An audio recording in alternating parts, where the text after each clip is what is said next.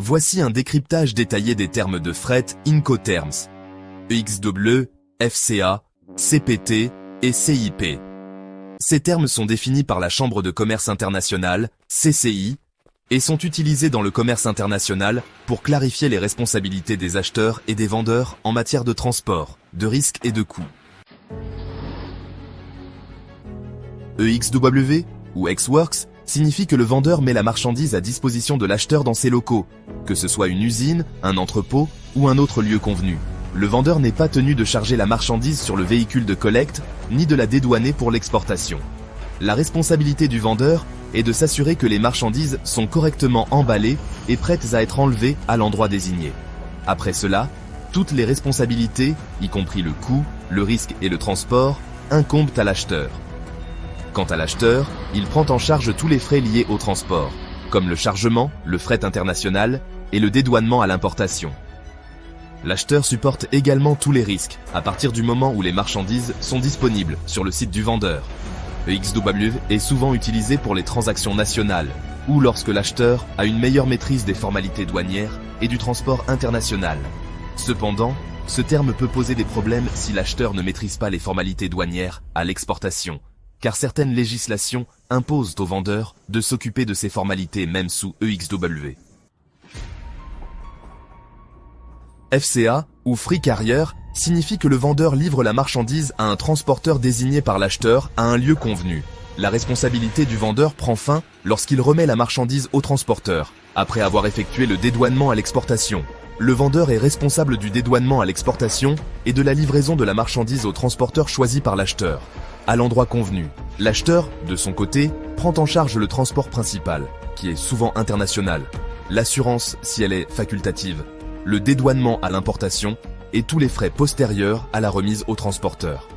FCA est très flexible, car le point de livraison peut être soit le site du vendeur, lorsque l'acheteur prend en charge le chargement, soit un autre endroit comme un terminal de fret, un port ou un aéroport. Ce terme permet à l'acheteur de contrôler le transport international, tout en obligeant le vendeur à accomplir les formalités douanières à l'exportation. Cependant, des litiges peuvent survenir si le lieu de livraison n'est pas clairement défini, surtout si le transfert de risque se produit à un endroit différent de celui du transfert de coût. 3. CPT, Carriage Paid To, ou port payé jusqu'à.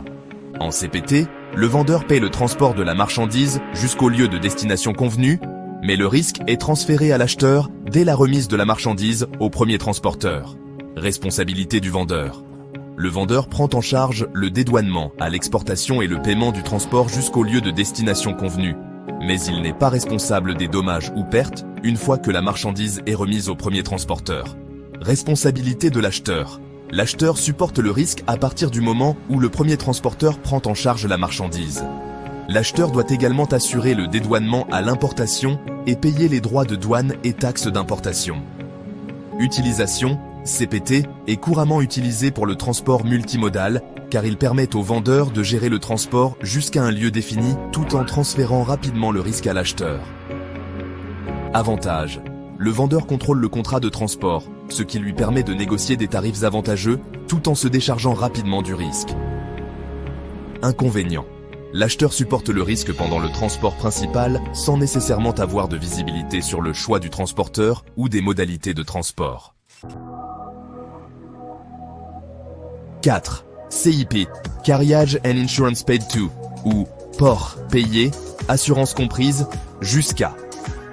CIP est similaire à CPT, sauf que le vendeur doit également fournir une assurance couvrant les risques de l'acheteur pendant le transport. L'assurance doit être souscrite à hauteur de 110% de la valeur de la marchandise, conformément aux conditions minimales de l'Institut des assureurs de Londres. Responsabilité du vendeur. Le vendeur prend en charge le dédouanement à l'exportation, le paiement du transport jusqu'au lieu de destination convenu et doit fournir une assurance couvrant les risques de l'acheteur pendant le transport. Responsabilité de l'acheteur. L'acheteur supporte le risque à partir du moment où le premier transporteur prend en charge la marchandise, mais il est protégé par l'assurance fournie par le vendeur. L'acheteur prend également en charge le dédouanement à l'importation et les droits de douane. Utilisation.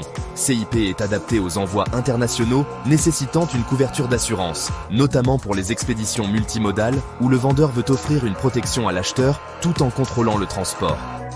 Avantage, le vendeur gère le transport et l'assurance, offrant à l'acheteur une sécurité supplémentaire en cas de dommages ou de perte pendant le transport. Inconvénient, l'assurance souscrite est de couverture minimale. L'acheteur peut vouloir une couverture plus étendue, ce qui nécessiterait une assurance complémentaire. Comparaison des termes. EXW est le terme où le vendeur a le moins de responsabilités, l'acheteur gérant presque tout. FCA oblige le vendeur à dédouaner la marchandise à l'exportation et à livrer au transporteur. CPT et CIP transfèrent le risque dès la remise au premier transporteur, mais le vendeur paie le transport jusqu'au lieu de destination. La différence majeure est que CIP inclut également une assurance.